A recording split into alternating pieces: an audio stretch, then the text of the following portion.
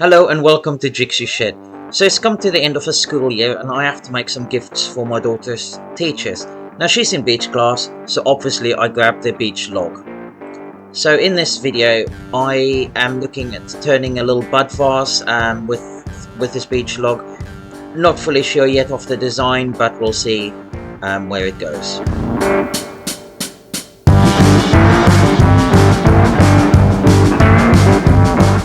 So at this point I realised I made the tenon too small. Even though it was sitting securely at this stage, I knew that if there's any problems later I could not tighten the jaws any further, so I took it off, put it between spindles again and just resized the tenon.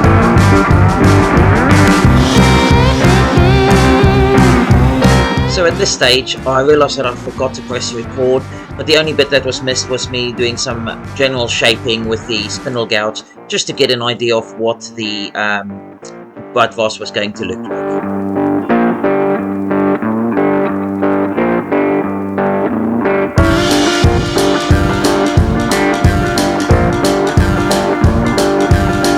So at this stage in the process I changed my mind as to the original thoughts on design and decided to add an undercut. So when I used the Eric Hill moisture meter on this, the reading was around 8%. The wood was really dry and heated up quite quickly in this awkward position of the undercut, so I did add a couple of burn lines, but that were quite easy to sand out later on.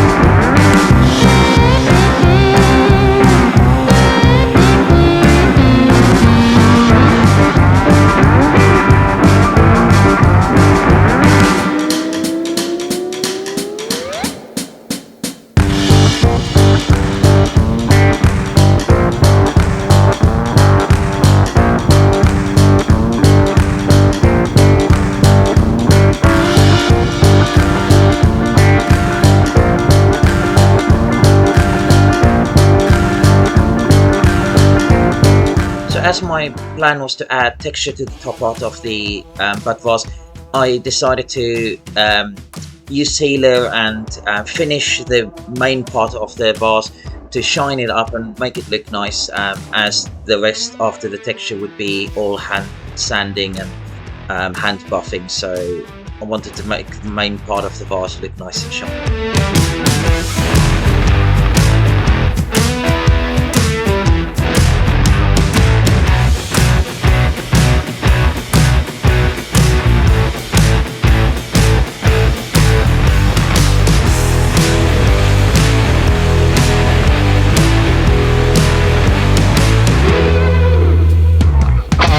So here I'm using the spindle lock on the coronet herald to allow me to mark out equal spacings in preparation for adding texture.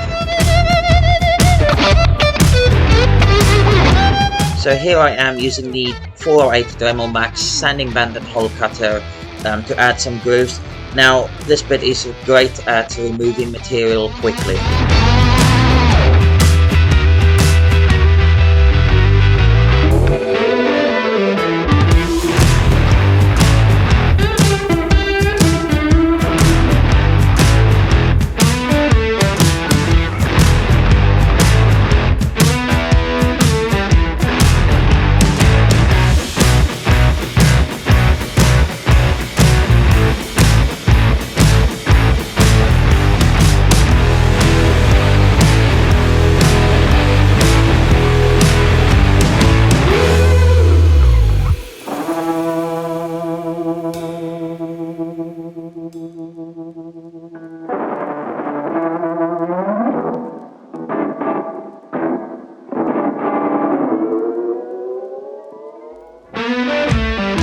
So now I switch to the SE407 sanding band mandrel and 120 grit sanding band to smooth out the curves before starting hand sanding.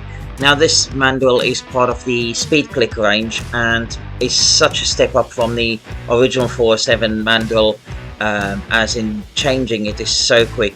If you head over to my Instagram, you will see a reel there where I compare the old mandrel to the new one.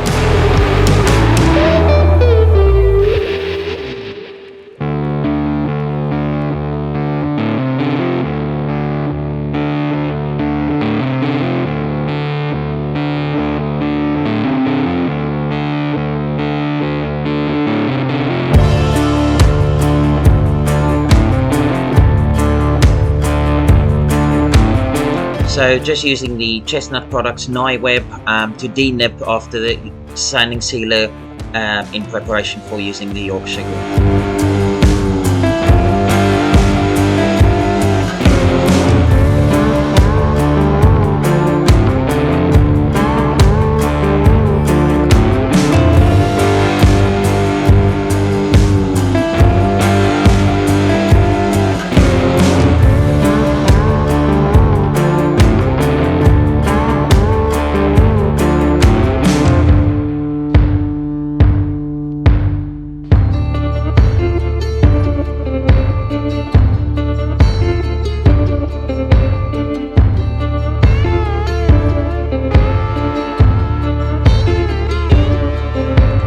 So after parting off, I just used the 408 Dremel Max sanding band to denib that and then sanded it back down to 400 grit.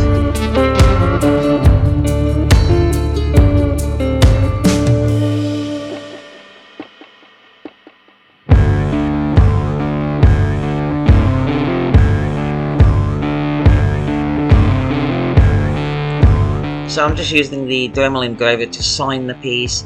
Now, in hindsight, I should have used a template, as my freehand is not always that great. So to highlight the engraving more, I'm just using a Sharpie, and then I will be using a spray cellulose sanding sealer to seal it in before finishing it off.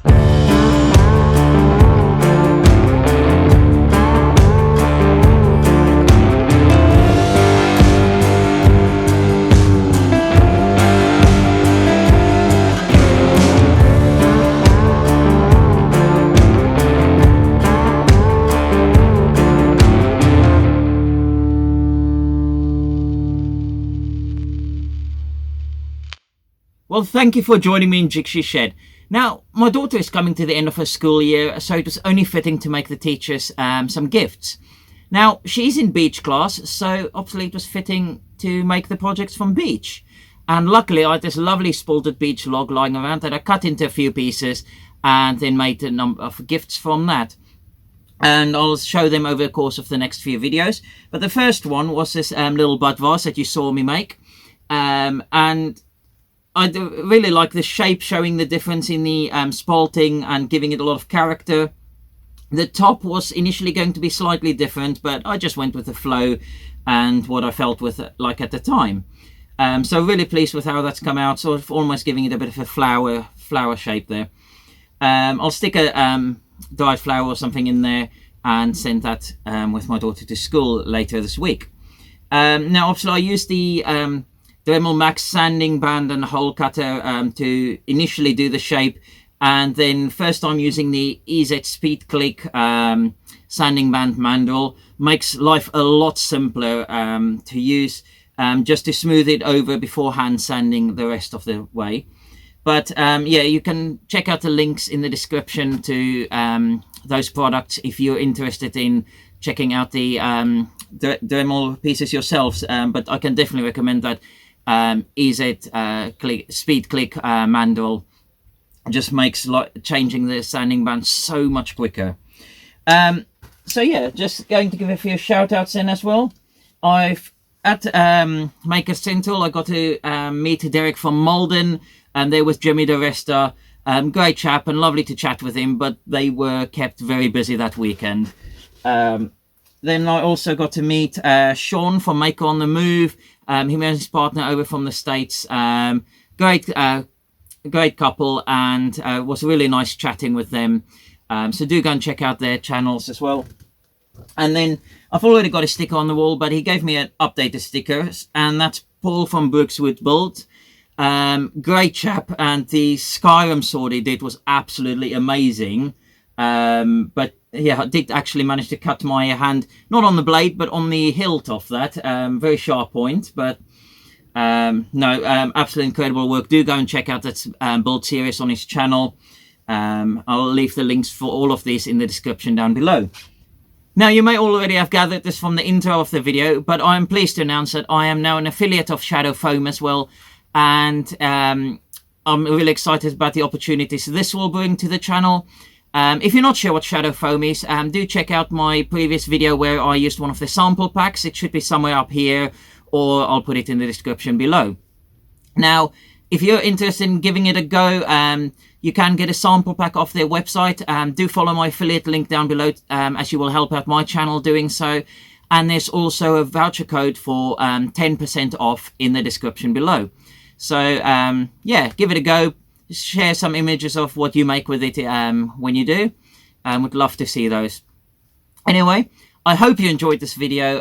If you did, give it a thumbs up, leave me a comment down below, and remember to subscribe to my channel if you've not done so yet. And I will see you next time. Thank you for watching.